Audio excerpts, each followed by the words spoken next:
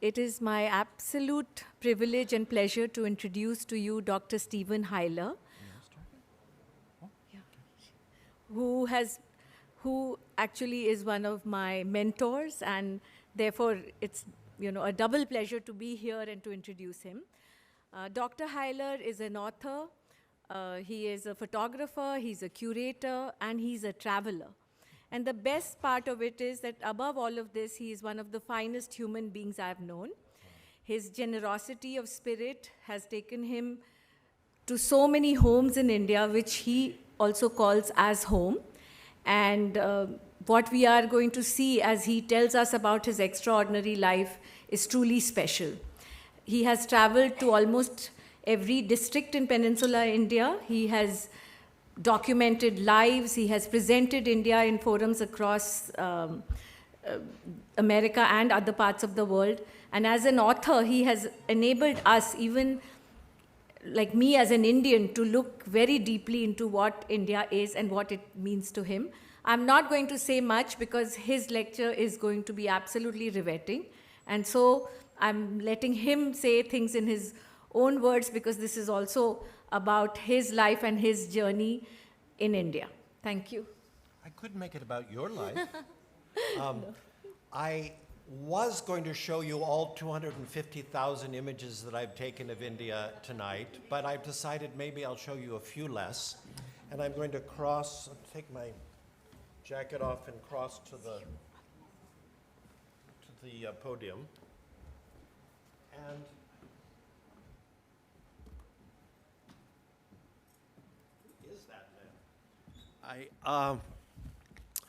it is. I'm just giving. Hi, Sumi. Yeah, I'm just giving. Oh, thank you. But I want to keep it on that, right?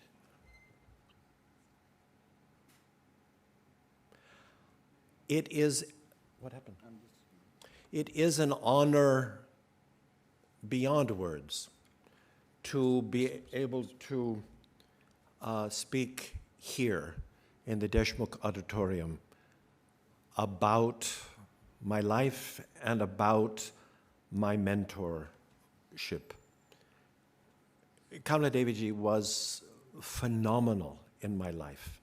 I would not do what I do.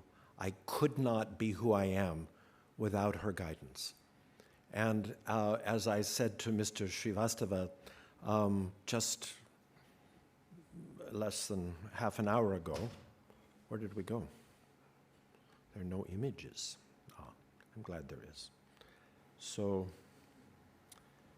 as I said a short while ago, I wonder what I said a short while ago. I just lost my train of thought. I said something, and it might have been interesting. But coming here, I arrived, I've been a member here as sponsored by Kamaladevi ji about 40 years ago. And I arrived just night before last from Jaisalmer, and I was ushered into the very room that she lived in for about the last 10 years of her life, and where I visited her countless times. And since I knew I was going to be speaking about her and talking to you, I can't tell you what that means to me. There's no photograph of her in there, but still, I was in that room with her in the sitting room part, having tea and being guided by her countless times over the last years of her life. And it is such a privilege to be there again. I'm going to just hopefully begin correctly. Well, welcome to technology. I am often working with it. And my work is actually a blend of the traditional and contemporary technology. And let's see if that works now. Yes. Yes, good, thank you. I grew up in the small town of Ojai, California, just about 150 meters from where Jiddu Krishnamurti lived. And I, of course, knew him as a child. But one of his friends lived across the street and was Beatrice Wood, and she's not there, Beatrice Wood, who was a ceramic artist, one of the founders of the Dada movement, but also founder of the World Crafts Council with Kamaladevi Chattopadhaya. And she was a close friend of Kamaladevi Ji, who had invited her here back in the early 60s. And from that moment on, for the rest of her life, she lived and worked until she was 105. She wore only saris, usually silk saris, although she was a working potter. I went to the University of Denver in Colorado for my undergraduate degree, and Beatrice had invited me while I was there to go to India, to come to India with her. And then partway through the trip, as you might find in my book if you read it, part of the way through that year, I began to take courses to prepare for India, and she canceled her trip. But I had turned from a fairly poor student to a straight A student, a 4-point student, because I was studying India, and I was studying it from 7 different departments. I was the only one at the university. And so I came to India. My parents allowed me to come to India by myself, by local transport. This is my mother bringing me to the Los Angeles airport when I was 19 with my backpack and a small case that had photographic gear and some other things that might break. And I flew to Paris and went overland by local transport on this journey. Local transport, local train, local bus across many European countries, Eastern European countries, to Turkey, Iran, Afghanistan, Pakistan, and into India on my 20th birthday. I came by, as you will hear or see if you read my book, across the border just before war was declared in 1971 by bicycle rickshaw, and I was the cyclist, and I put the old man behind me holding my pack. I spent my 20th birthday at the Golden Temple in Amritsar and came down to Delhi and met Kamaladevi Ji. I met her on, I guess it would be my second day in Delhi, because I came at night on the train and stayed in Old Delhi. I came the next day to her home in Canning Lane. I explained to her that I was intending to spend the next 7 months documenting Indian craftsmanship and folk art across the country. She said, come tomorrow and bring me a map. I did, and she, this kind little old lady, who was, as you may remember if you knew her, diminutive. She was tiny.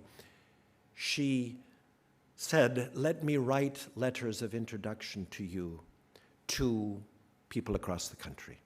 And she helped me form how I was going to travel, where I was going to travel. I traveled by 3rd-class train for 7 months, and she wrote 60 letters personally to people across the country who had carried out that campaign that she had started for crafts cooperatives around the country, to the women who were, mostly women, who were the freedom fighters with her. And that's how I was introduced to India. I stayed in innumerable homes and was overwhelmed by generosity. If I do what I do, if what I do is helpful or in any way a benefit to India, and I hope it might be, it's because of that generosity of Kamaladevi Ji, but of the many others that introduced me to her. Just this year, or this past year, this book was published, a biography of Kamaladevi Ji. I had read her autobiography and several other biographies, but it was not until I read this, which took me 3.5 months, and I am a very rapid reader, but I was fascinated by the material in it when I realized just how much she guided me. Kamaladevi, as you know, was one of the early freedom fighters in the early 20th century. She was a remarkable woman on her own right. She was a brilliant orator, although being very shy. And she would get audiences of even 100, 150,000 that would come to whatever town she was going to be in to hear her speak. She was brilliant, but she insisted on women's empowerment. And she is one of the few people that stood up to Gandhiji and told him when she felt he was wrong. And part of that was his platform that did not include equality for women. That mentorship has been profound in my life. My mentors have been women. I am an American, white, tall, privileged American male, but women, and often women in India, have been the people who have altered and changed my life. And for that, I'm very grateful. There are a couple of things that I'm going to read to you in this remarkable book. One is that, quote, the women's movement in the accepted sense in India, as in other territories in the land, I'm sorry, it's hard to read here, is in the hands of the few bourgeois women who must necessarily maintain it within the framework of the present society, she wrote. It is consequently colored by their own problems and needs and does not correctly reflect the demands or the problems of the large mass of women. Furthermore, while the toiling masses are exploited by a class of the upper class, she wrote, the women in their turn, even within that class, are oppressed and exploited by men. Echoing her contribution in Our Cause, she concluded, those who would will freedom for women, vindicate their rights, and give them perfect equality must work for the larger freedom of the exploited and the oppressed and wipe out the society which keeps the few in luxury at the expense of the many. The women's problem is the human problem. That is what she taught me. And that my dream is to have Indians women lead the world of men who have led women up to now. So I began my work with through this wonderful woman, traveling this country, meeting extraordinary women, and listening to what they said. I've been a man, a boy really at that time, who has the capacity to listen and witness and watch and observe and sometimes learn. So it was Kamaladevi's work with craftsmanship that deeply inspired me, had inspired me before I met her. And then I flew with Beatrice Wood, who did end up coming to India, down to Madras, what was Madras at that time, and was the guest of Rukmini Devi Arundale, who was another close friend of Beatrice and had been for many years. I stayed at Kalakshetra, this school of classical Indian music and dance, in the little building on the left for my first month in South India. And was in awe of the way that the children were taught, at the prayers at the sacred banyan tree, and at the dance and the music that was taught there that taught me so much. I came back in the late 1980 and worked for 4 years there in her administration. And so I was deeply affected by that as well. But during that period on my first trip, I went from Kalakshetra down into rural Tamil Nadu and did my first paper for my university on terracotta, votive terracottas to Ayanar. It wasn't until I read this book that I found out, because Kamaladevi never said it, she was such a modest woman, that she had been doing her work, political work in West Bengal, went to Bankura for other reasons, for political reasons, saw the first terracotta horses she had realized were given to shrines and brought them back to Delhi, the Bankura horse that became a symbol of the crafts movement, and yet she never told me about that part of her life. That was typical of Kamaladevi ji. But I am fascinated by ephemerality in art, in the fact that people, I also did a project at that time on kolams in the South. Women would make things for one moment only, and then let it go, walk over it, let it break, and if it's the terracotta in one of the shrines, that it no longer has any meaning after it is given. If it is the columns, then it's there on the street for a few minutes, and then it's driven over, walked over, allowed to go back to the dust, to be replaced by a completely new design the next day. That, to me, was phenomenal, a phenomenal expression of human creativity. And I have discovered, as I've traveled in India, that it is everywhere. So I also, on that first trip, this is just in Tamil Nadu, but I went through and documented the craftsmanship in every state that I traveled throughout the country. And I was fascinated by the textile, spinning, weaving, wearing, basket making, wood carving, bronze casting, stone carving, so much else. I'm also just as interested in rural architecture and mud architecture and the ways that buildings are aligned to the streets, etc. I went up the west coast of India and met Kaka and Kaku Kelkar, DG Kelkar in Pune, who had a deep effect on me as well while I lived with them for the first week or a week in Pune, and then I went up to Ahmedabad and through them met a man who I won't talk about now or show a picture of, N.T. Wakani, who opened the world of embroidery and applique and textile to me in phenomenal ways. I came back to the United States after my first year, married my beloved wife, Helene.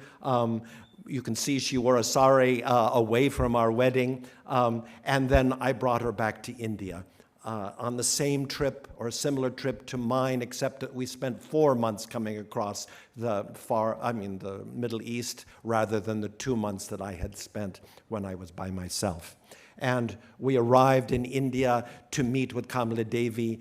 I used her books as handbooks for my initial research of craftsmanship and trying to work with people in every single district of India. That was my intention, to travel throughout the subcontinent and to keep traveling. That is what I've done for 54 years.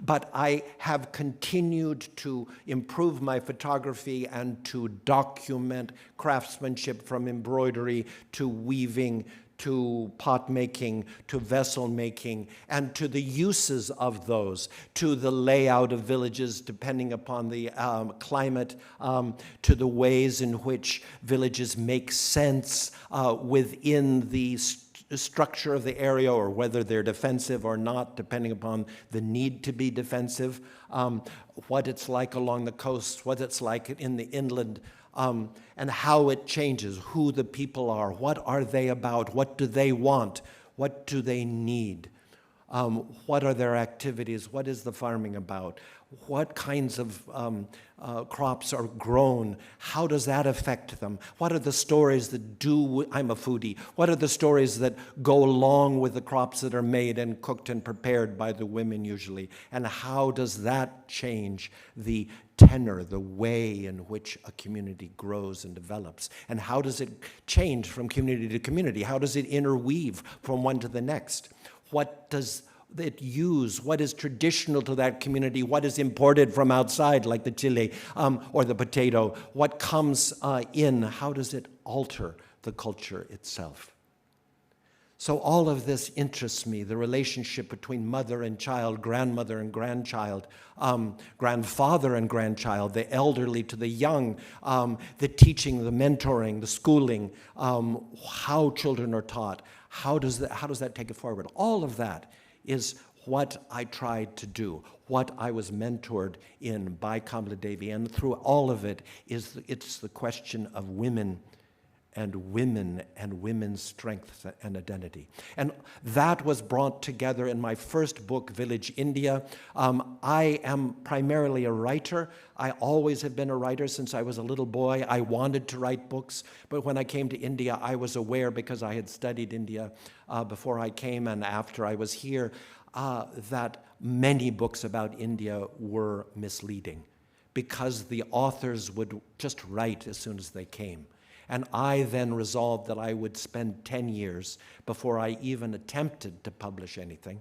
And actually this book, I had written some articles after 10 years, was about 13 or 14 years, I guess, into my career, was a comprehensive study as much as it could be of rural India and the history of rural India, and was used as a textbook in the United States and Europe for some years. I then came to the University of London, to the School of Oriental and African Studies, to do my PhD, and I chose to work on tribal material culture, on the tribes of central India, because I figured that those were the closest thing that I could to the antecedents of traditional Indian culture before the incursions from the outside changed it or amended it or melded it. And so I began working with tribal peoples, doing a survey of central India, and it didn't even know until I read this book that in 1978, I mean, I didn't remember that in 1978, the same year when I did my year's travel around central India studying tribal cultures, Kamaladevi published this book, Tribalism in India. She mentored me in everything. So I came back, I chose one tribe, or one group, one area, Koraput district, to document because there really was no documentation there of it. And I did a survey of all the tribes before I chose one tribe to work with, which was the Dongria Khand. I was thrown out unceremoniously at machine gun point when I was in 1979. I had no idea why. I was taken by 6 submachine guns to the edge of Orissa on the border of Andhra Pradesh, left on the roadside and said, "Don't come back." And it was not explained to me until 2010 what the reason was, which was mining, Vedanta. So it was Vedanta Mining who was at that point, or the predecessors for Vedanta Mining, that were illegally taking samples out of and digging in the protected sacred lands of the that tribe, that I think the government didn't want me to document it. I had no idea that was happening, and nor would that was not what I was doing, but still I was thrown out. This was the tribe that I worked with. It was wonderful, fabulous. That was the first thing I published, was an article about them.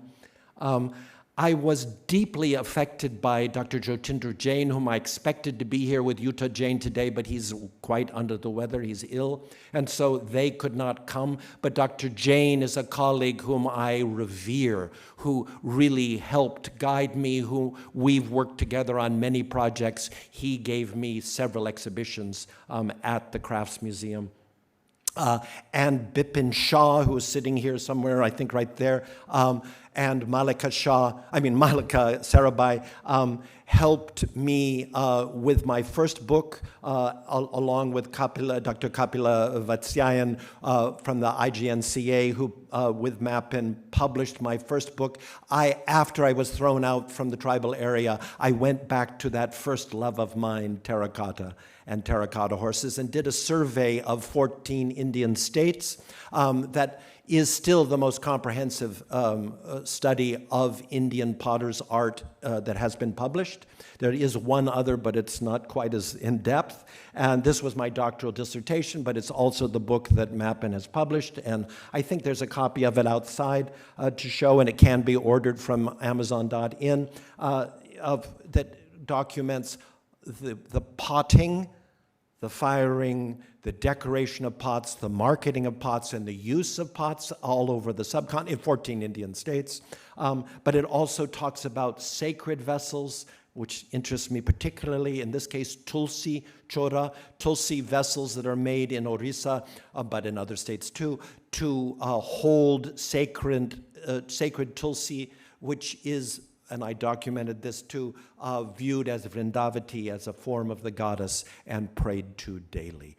It is quite a remarkable practice, and of course has great herbal significance as well. But I also continued did my survey around all 14 Indian states. Here we are back in Tamil Nadu with the Ayanar images. On the far right are huge terracotta horses that are the largest clay sculptures ever made in the history of mankind. It's an audacious statement, but I have made it now for professional audiences for over 40 years, and no one has yet to challenge it. They're 16 feet high, made in one piece, fired on the spot.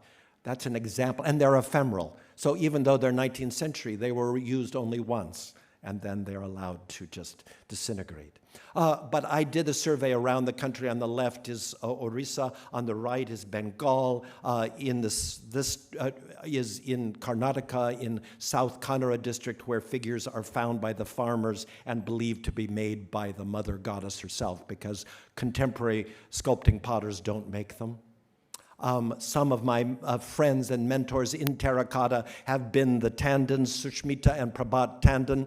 Sushmita has unfortunately passed. Prabhat is not here, could not be here today because of the Mahakumbh where he lives in Allahabad, but his daughter and granddaughter are here. This is his daughter Shunya, who has been a close friend for many years since she was born, but also my close friend, brother, driver, Anil Sharma Papu is sitting right here, has taken me to many of the places, has been patient with me, has helped me to navigate much of what I've done in my survey of districts. And that ended in a book called Painted Prayers that was published in the United States by Rizzoli, but in Britain by Thames and Hudson, and then in French and German editions, and had an exhibition at our National Museum, the Smithsonian, and then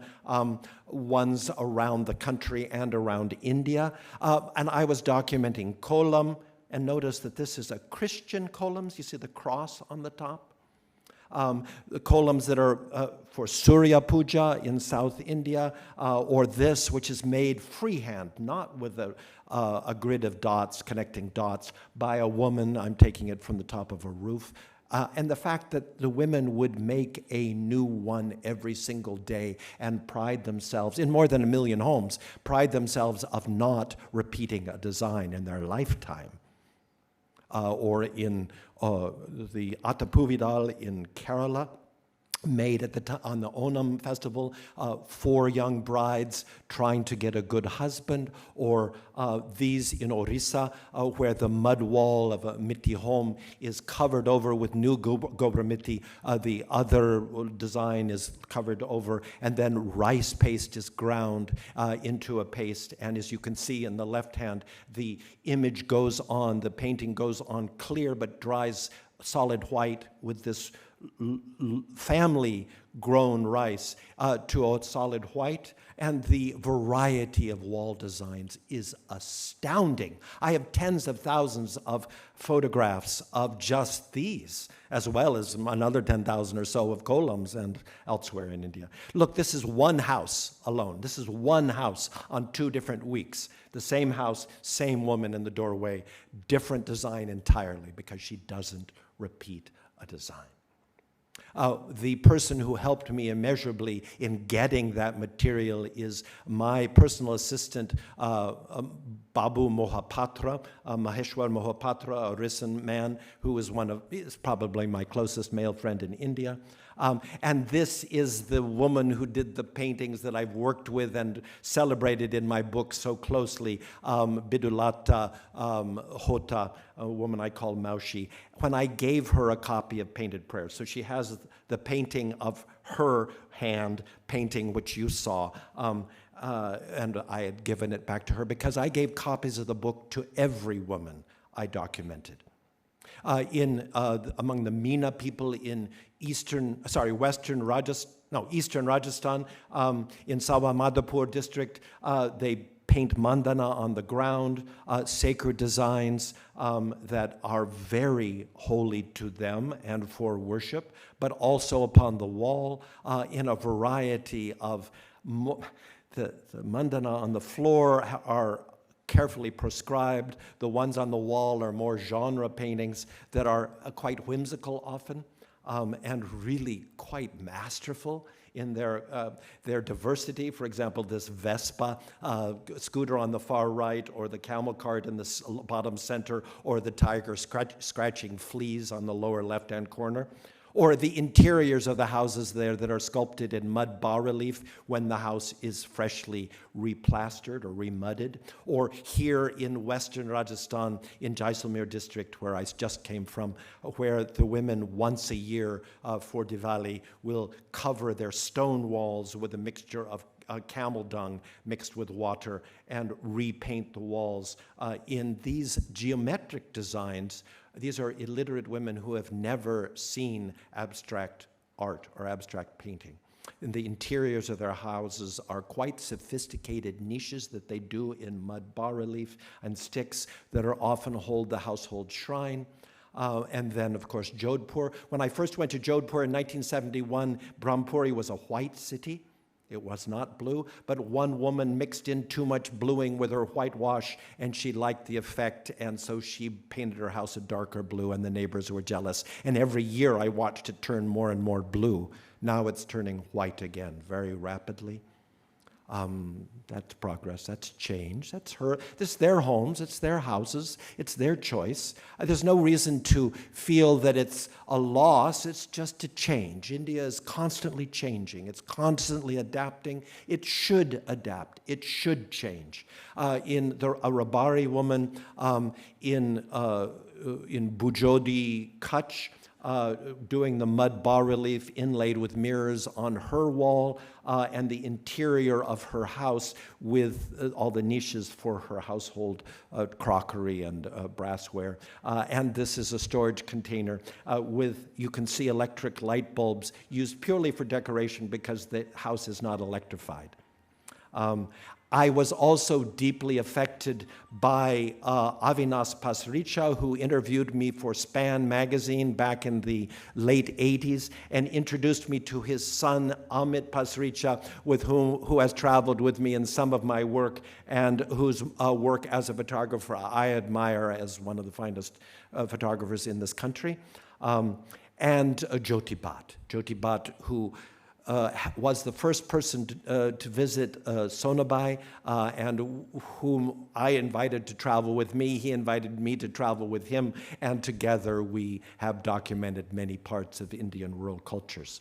About that time, I was part of the installation and building of the Smithsonian's Arthur M. Sackler Gallery, which is the National Museum of Asian Art now, and that grew up in the late 80s, early 90s, opened, and the director, Milo Beach, asked me if I would do an exhibition on Hinduism based upon their collections. I said I would only do it if they allowed me to show them as they're meant to be seen, that is, dressed and adorned and reconsecrated.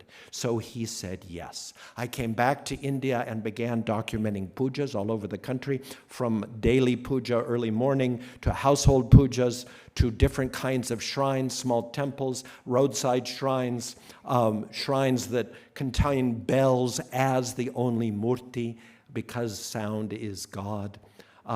The elements of giving to the shrine, or the arti used as a means for acknowledging darshan and the divine, to dressed images of different types in different shrines and temples over the country, around the country. I would never, ever take a photograph without first gaining permission. And I do not take a camera with me when I go most places.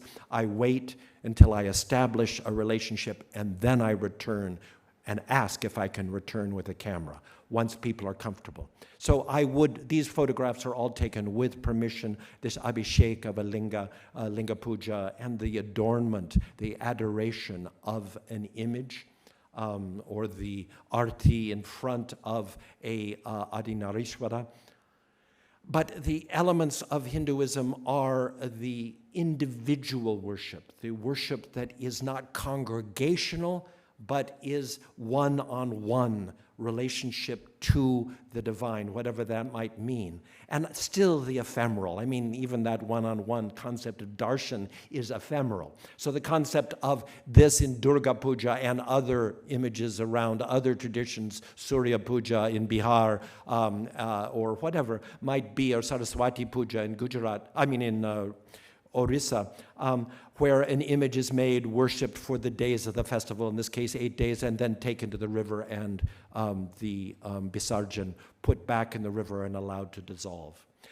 The primary mentor for me at that time was Suniti Narayan in Tamil Nadu, who opened, once she understood what I was trying to do, she was India's first official female guide, a Brahmin woman from Mylapore, who opened doors for me right and left, got me into places that many non-Hindus would not be allowed to go, only because I come with deep respect. I would never go into a shrine or a temple in a place of disrespect. And so because I don't, and I don't go in with skepticism, I am welcomed in often where other non-Hindus are not allowed. So that resulted in my exhibition, Puja, at the Smithsonian, Puja, Expressions of Hindu Devotion. It opened May 4th, 1996. It was supposed to be open for only 6 months, but as you can see here, it was open until 2000 for 4 years. Because of popular demand, there were 750,000 cataloged visitors who came to the exhibition. They were images, this is the exhibition, images starting with these linga to begin with that were dressed and adorned, reconsecrated as I had requested. And the exhibition was really very popular with Hindus because it showed the images, the murti, in honor, in honor. And so because it could not move or travel, I created another exhibition that could travel of objects which were not so extremely valuable. I wouldn't have to insure it for millions of dollars. And so that moved to different museums, but including the American Museum of Natural History in New York. I spent 3 years creating that exhibition and using pieces from their reserved collections that had never been exhibited. And again, we made sure that the images were reconsecrated, that there were pujas in the show, and that the dresses were, the images, the murti, were appropriately honored, but there were photographs, my photographs of puja. And one of the reasons that I had requested that it be at the American Museum of Natural History is I went there as a small boy and saw their dioramas, and one of the things that I wanted was a banyan tree. Because I have, in my life, documented more than 1,000 sacred tree shrines in India, and I'm fascinated by them. And so they had some Kerala Nagas in their reserve collection that had been accessed in the 1840s, and so they built me a banyan tree. I came back to India, took photographs of banyans, brought back stick and twig and bark and leaf samples, and they built me a tree. Under which there were the reconsecrated stone images that were quite moving. I spent a lot of time putting the sindoor and haldi on this. Actually, my hands got raw, putting them on, tying the figures into the tree, tying the cloths that I'd brought from South India and elsewhere to tie to the tree. But there were also models of temples, and something happened, so we lost that. We're out of order a long way, Sumit.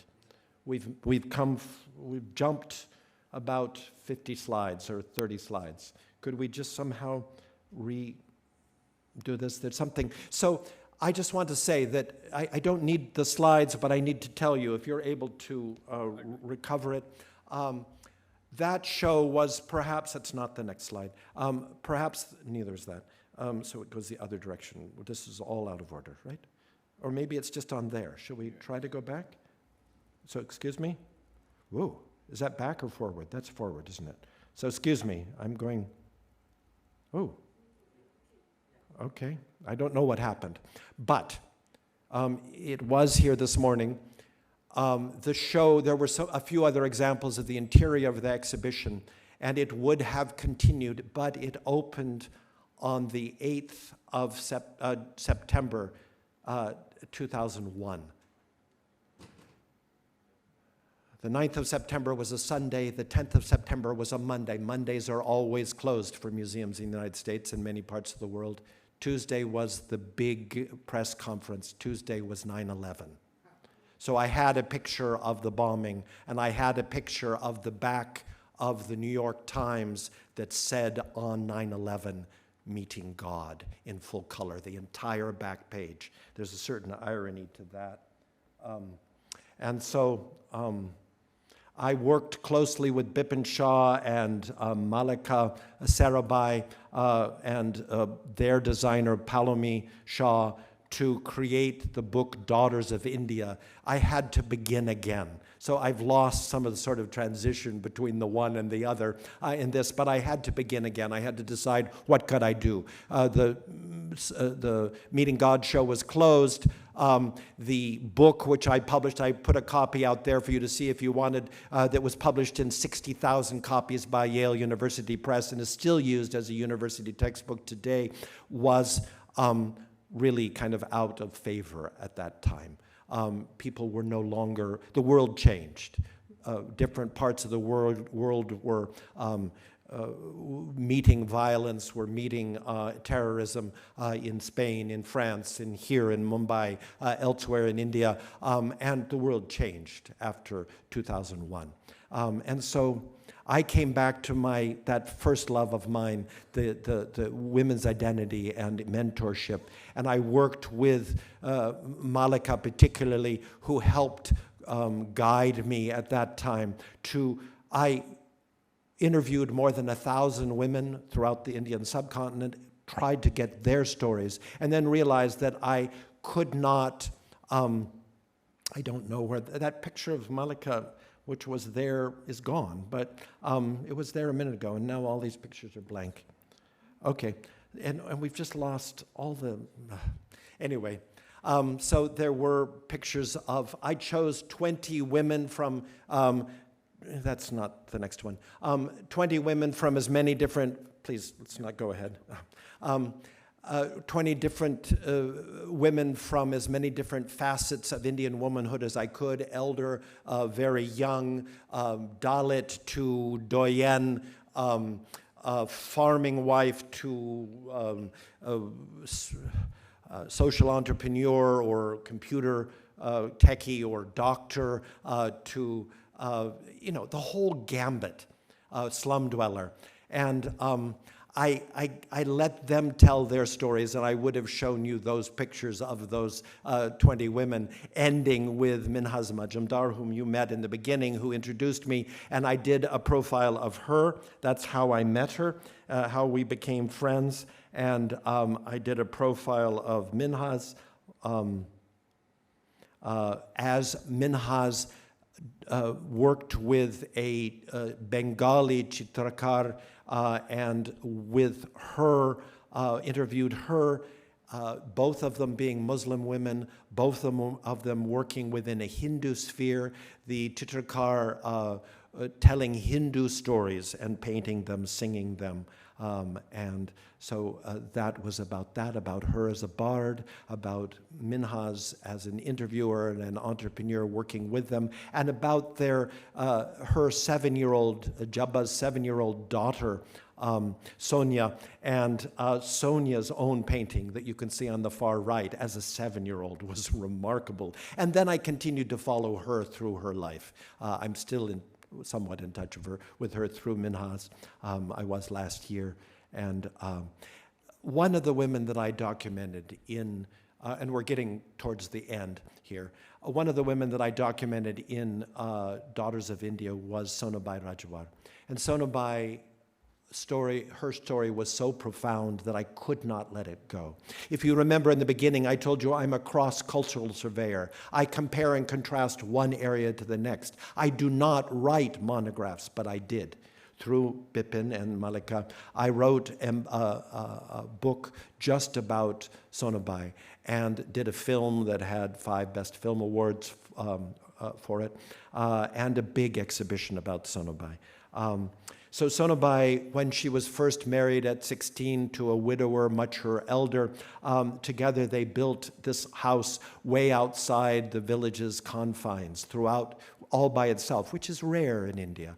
And when the house's walls were built, typical to that area, had no exterior windows. It only had an interior courtyard, a defensive kind of architecture, with one door. After they had finished building that together, he closed the door and did not allow her outside for 15 years. During that time, they had a baby, a male baby, one child.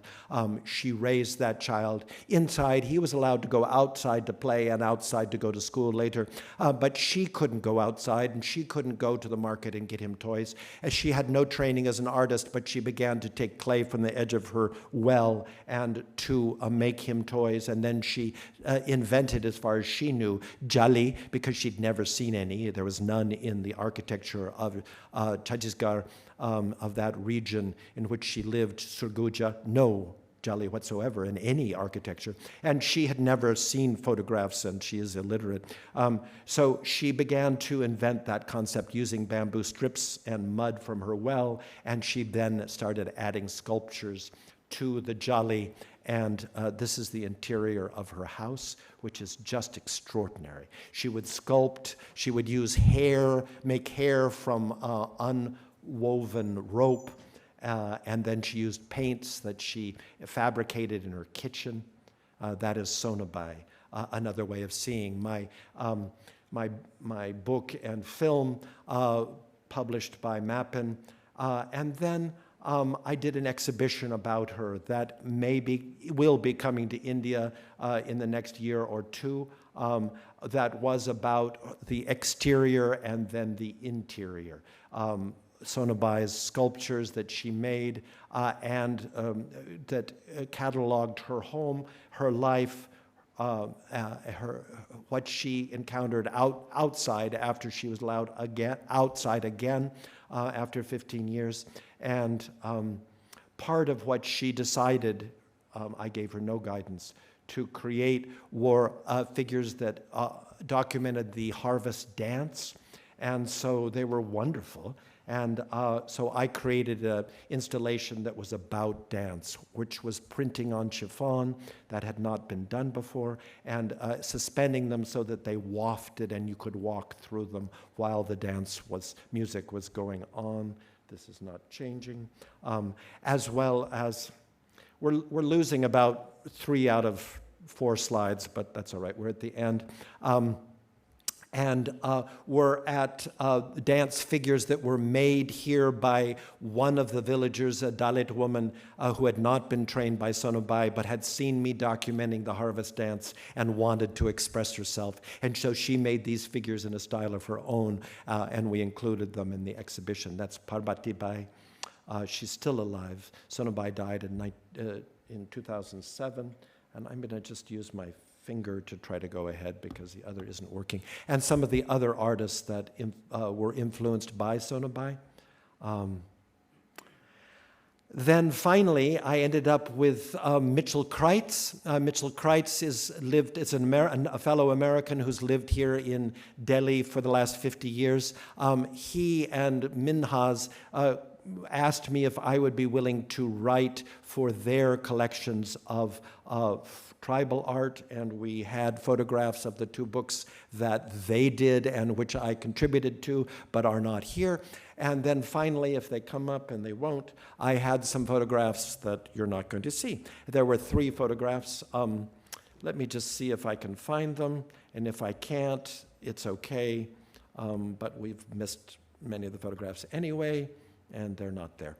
But what I was going to show you was in the slideshow until even when we did the run-through before you came at about 5:30, was an image of the, a dynamic image of the Hyderabad book fair that is in part of the outskirts of Hyderabad called Sattva Knowledge City, which looks a little bit like Abu Dhabi city, or some of the very contemporary cities in the Middle East.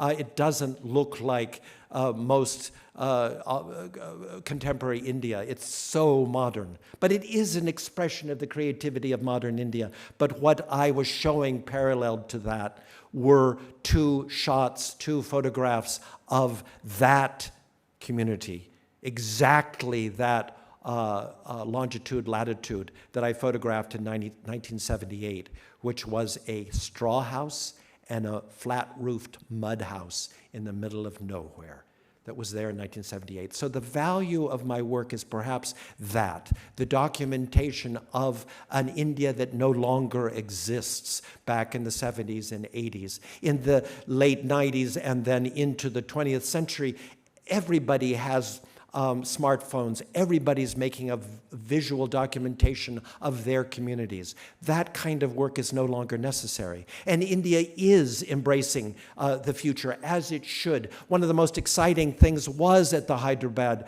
Literary Festival, where I was swamped by young people aged 18 to 26 who thanked me for my work and wanted to know how they can contribute to the future of India. That's what Kamaladevi would have wanted. These were women and men who are empowered to try to not preserve India in the past, because it never should be, but to harness the tradition, the history that is India, and move forward into the 21st century, harnessed together and using both. And that's the message of Kamaladevi Ji. That's what I'm trying to do, is look forward. Thank you.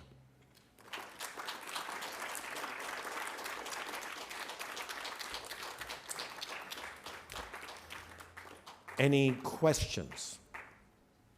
I'm sorry that some of the photographs weren't there, but such is life. That happens. You said you traveled all over India when you were 20 years old. And how did you cope with the languages? So the question is, if I traveled in India at age 20 throughout the subcontinent, how did I cope with the languages?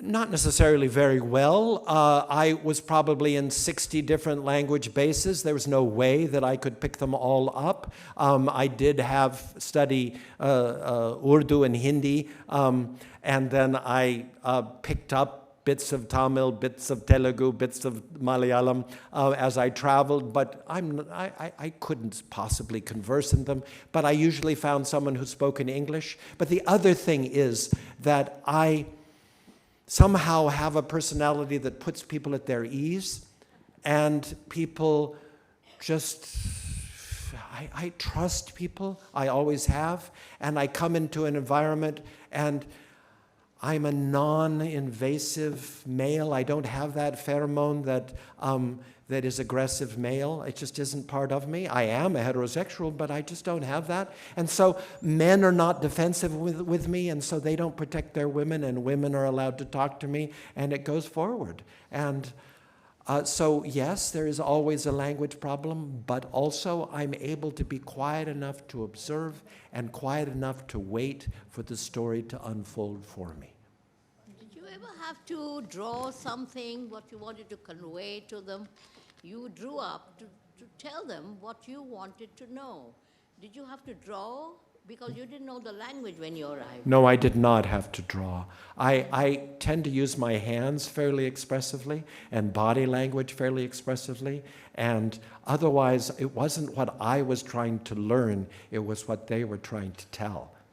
I wasn't asking questions as much as I was observing and letting people tell me what they wished to tell me.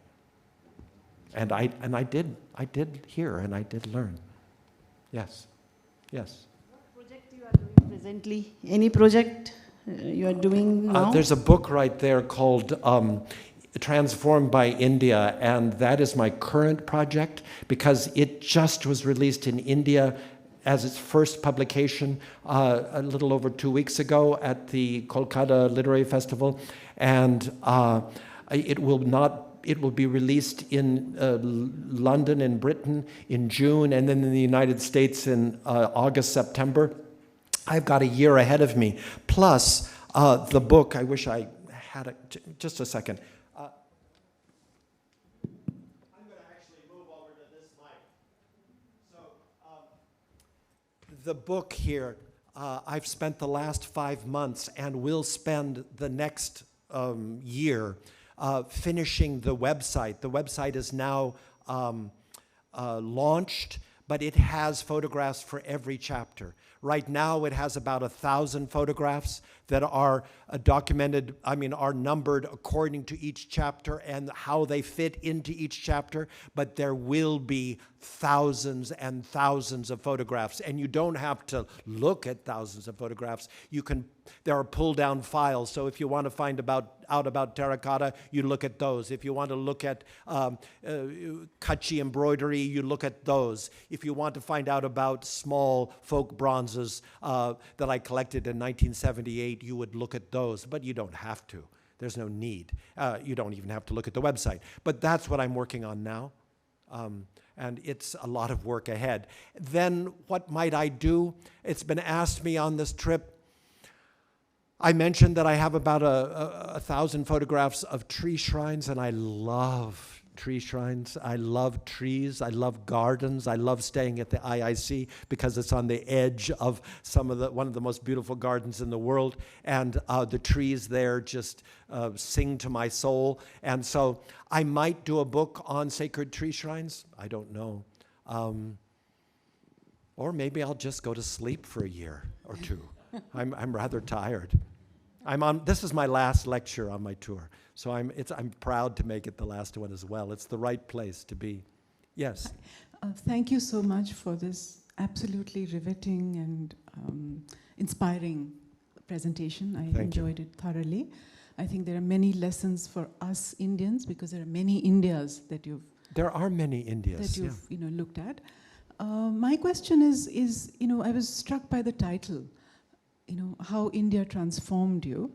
And since this is the India International Center and we look at cross-cultural exchanges and the East-West, the framing of this in terms of the East and the West, but you're also bringing an anthropologist's sensitivity. I was thinking of the best practices within anthropology of respecting the culture of the other. At the same time, there is a deep emotional connect. So how do you keep that distance, and do you see yourself as an American that, is there a specifically... I'm not sure I do keep a distance. Yeah. I think what defines my work, and when I wrote my book, Meeting God, I'm going to read, may I read something to you? This is the opening of Meeting God, and it was professionally the bravest thing I've ever done to write this and to publish it. It was published by Yale University Press, and it has been accepted. But as an anthropologist, as you mentioned, and as a scholar, we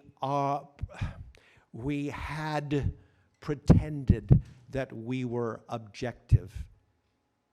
What I discovered is there is no such thing.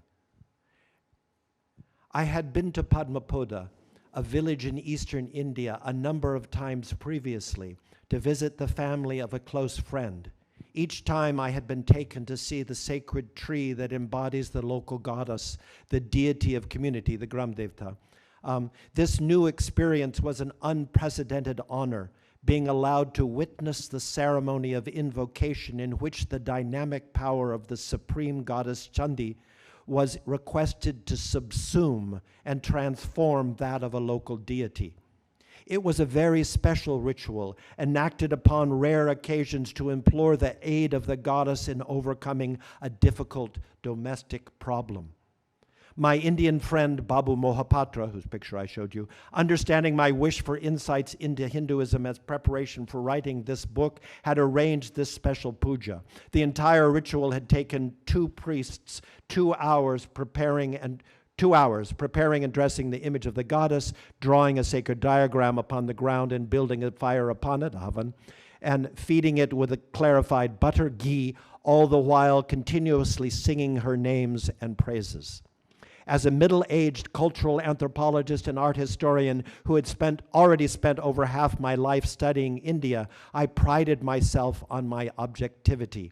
I might feel empathy towards a particular subject or a situation, but as a scholar, I tried to distance myself to observe and take note.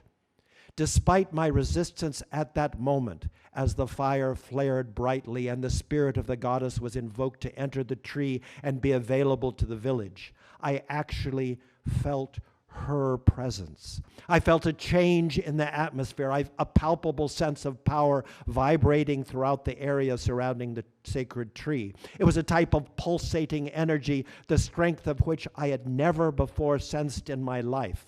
I was completely surprised, overwhelmed beyond any expectation. In that one moment, I, who had come as an observer, had become a participant. That insight altered and enriched my perception, allowing me to release decades of self-identity as an objective outsider. By being fully present and receptive to an experience so very different from anything I had been raised to understand, my personal and professional life was changed. I was transformed. From that first experience of participating in the worship of the goddess Chandi in the sacred tree in Orissa, my perceptions have grown immeasurably. Now, when I am invited to attend a sacred ceremony, I no longer withhold myself in critical appraisal. I am fully present with all my senses to absorb the ritual, to feel the full experience. I realize now that my earlier distance was merely the consequence of my own limitations. The many Indians with whom I have interacted have always invited my full participation. For years, I held myself apart. My Western heritage and my unconscious miscomprehension of image worship blinded me from deeper understanding. Today, I believe that I can still retain a grounding in and deep respect for my American Christian background, while being receptive to the many facets of Hindu spirituality. I can admire and even be in awe of the ways in which the sacred permeates the lives of the Hindu people, while still maintaining strong attachments to my own home, family, friends, culture, and ideals. Awareness of one only enriches the other. So does that answer your question in a way? It does. Thank you. Thank you for reading that out. Yeah, thank you. Thank you for tolerating my reading it. In Puri district. Yeah. Not that far from Puri. You would have been to Raghurajpur village. Yes, Raghurajpur is a beautiful village with beautiful crafts and highly hyped. Highly hyped. So it is not really a repository of traditional craft. It's a repository of manipulated craft, which is artistically superb, magnificent, and I enjoy going there, but it has a lot of tourist hype to it. Yes. Thank you very much for Yes. this absolutely beautiful presentation and evening today. I just wanted to know, is the northeast of India also its crafts and women on your radar? Are you planning anything with respect So to the my northeast? close friend, sister, is an Assamese woman, Minhazz Majumdar. I was prohibited for the first 40 years or 35 years that I worked in India to go into the Northeast. I could not get a visa. So I did not go, and it was not in my scope of experience. I have read many books. I would dearly love to go to the far Northeast. I am so embedded in my friendships and work in peninsular India that when I return after being away for 8 months or whatever it is, I need to see my friends. I need to have that pulse. I need to be in the families again that I know and the people that I love, and work with the children that have grown up yet another 8 months or another year and see them. And I just haven't made it back. But somebody asked me the other day, I think in Mumbai, what would be on my bucket list of what I want to do, and it's to see the root bridges in the far northeast. I'm a tree person, and that technology, I've seen the films of the construction of them. I'm just dying to see them for myself and witness that, to feel it. I'm a touch and feel kind of person, so I would love to be there in person. Yeah, yeah.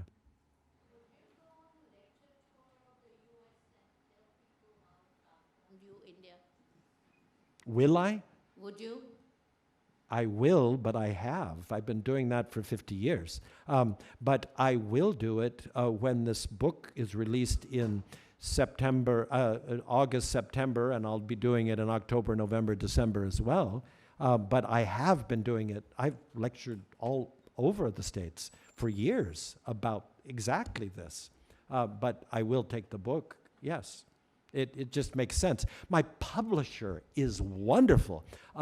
Piparan, which is in Cambridge, England, he is an Indian exile. The publisher, Prabhu Guptara, lives in Cambridge and is an absolutely sterling human being whose publishing house is giving voice to the Indian, South Asian diaspora. So not just Indian, but Nepalese, Sinhalese, and Pakistani, to try and really allow the voice of those that have emigrated out of South Asia, allow them to have voice for their perceptions of what their homeland is and how that has enriched them from many, many facets. And I'm one of only 2 foreigners, non-South Asian, that has been published by him. But I am so thrilled to work with somebody of that caliber. I've had some fabulous publishers like Bipin and Malika who are wonderful to work with. And I am thrilled to expand that to Prabhu Guptara.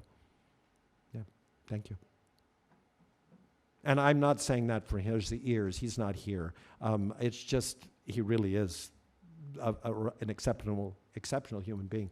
There's a wish there for the mic, please. Thank you, Doctor, very much for your presentation. Since you've been doing this for such a long time, I had a question that I thought you might be able to answer. How do you think access to markets and more recently access to mass communication has affected the nature of the traditional Indian craft? And what do you think the future holds for us? Yes, I have thought a lot about that.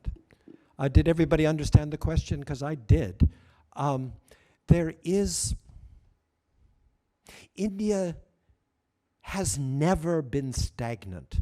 And one of the misnomers, one of the misunderstandings about South Asia, particularly from the West, is that somehow it has been a stagnant, held culture that has been hidebound. It's never been hidebound. It's always been adapting and changing.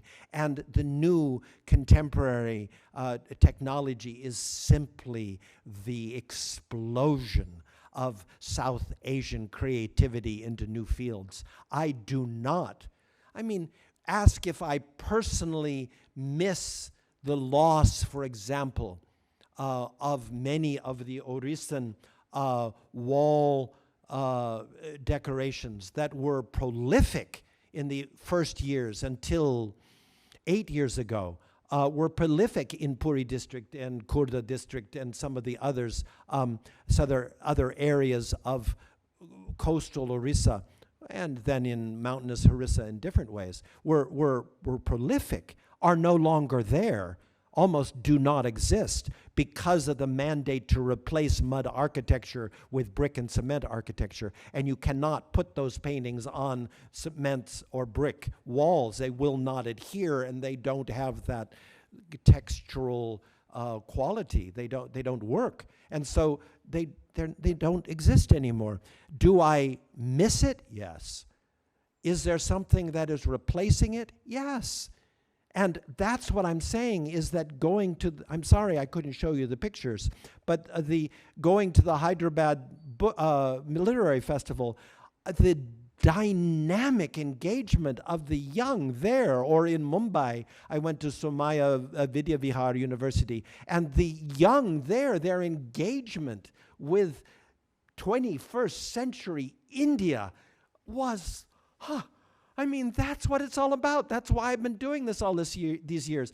In the first years when I came to India, it was post-colonial recidivism, in a sense. There was this attitude towards, we don't, there was a floundering around. There were the people like Kamaladevi Ji and others who have been remarkable in guiding the rest of us in working towards trying to harness India's past to move forward. But the majority of the Indian people in post-colonial India were striving to get rid of their past and move into the future so rapidly that there was no awareness of their heritage. And I had, in my first years, thousands of people, literally thousands of people, tell me that what I was doing was trying to take India backward.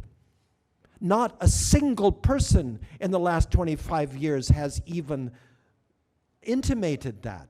It isn't part of the consciousness. Indians are rightfully proud. All of you are proud of your heritage and what it has been. It's been this extraordinary legacy. In the first 15 or 20 years, there was a lot of sort of built-in intentional embarrassment about your heritage, that somehow Western culture, European culture, British culture particularly, was superior. There were aspects of it that were believed to be superior. No one thinks that now.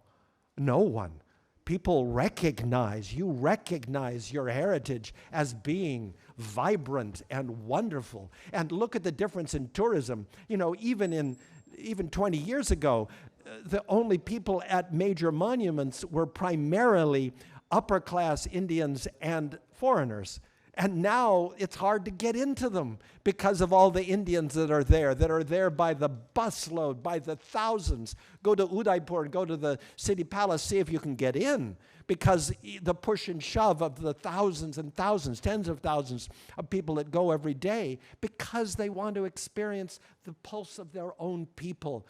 That's what it should be. I may miss being able to go through it quietly, but too bad. I had that time. India is for India and should be. And I see the future as fabulous because you are embracing who you are. And the sky is the limit. I mean, the sky isn't limiting. It's on and on. So, bravo. Yeah. And I mean that with every fiber of my being. It's not something I'm putting on for you people. It's part of what I've witnessed and seen. It is very real. That's what, to answer your question, the transformed by India is. I've been transformed. I am not that same person. I was naive when I came. I was 19, 20. And I mean, why would Kamaladevi choose me, this little schlub of a guy? I mean, a tall, thin schlub of a guy, but to shower this kindness on. But for whatever reason she did. And I cannot betray that trust. I cannot betray the trust of all those people that welcomed me into their home, like Shunya Tandon, like the people who have, like Papu Sharma there, who have invited me into his home and made me feel like a member in Himachal of his Kangra village, you know, and welcomed part of it. I mean, that is a blessing beyond blessings. When you asked me about how do I communicate. How did I communicate? When I can remember clearly the first time that I experienced what Papu would be like in his home, where all the men are not only near me, They have their arms on me, their heads on my shoulder, they're resting on my knee, and the women are close by and feeling at ease with me. How can I not feel honored by that? Perhaps the most important thing that's happened to me in the last number of years was a year ago, or no, 2 years ago, when I was in a family that I've known for years, in a Muslim family in Western Rajasthan. And the women, older women, are veiled and have been for multiple generations. And but the family knows me well. And I had worked with their children, with their sons, had helped set up a school for them, had helped them, to navigate the world. And 2 years ago, I was invited in fully to the home, to the degree that all the veils were removed and the women clustered around me, around my feet, around me, not distanced at all, asking me questions, asking me what it's like to be an American, and what is it like to navigate the modern world, and what is it like, and they didn't have veils on at all, these women.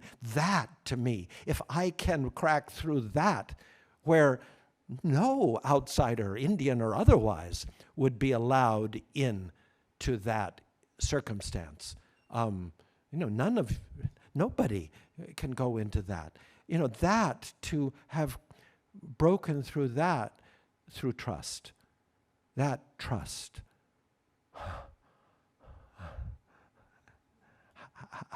How can you qualify? How can you quantify that? That is, I could die happy with that. I don't need more. What do I need to do now? I don't know. I mean, why do I need to do more? I mean, I will, because I have kind of unbounded energy, but it's things like that that keep me going. And of course, there have been terrible hardships. Being at gunpoint and being taken out of a state wasn't easy. Getting dozens of cases of amoebic dysentery, getting malaria, getting dengue fever that really almost killed me isn't easy. I'm still dealing with the aftermath of those decades later. But is it worth it? Oh, yes. I've had the richest, most wonderful life I can imagine. It's been wonderful. So of course I do what I do. Thank you. I think that's probably more than enough. I've kept you, but thank you. For the what? Thank you. Thank you. Thank you. I wish I had them, but such is life. All right. Cheers.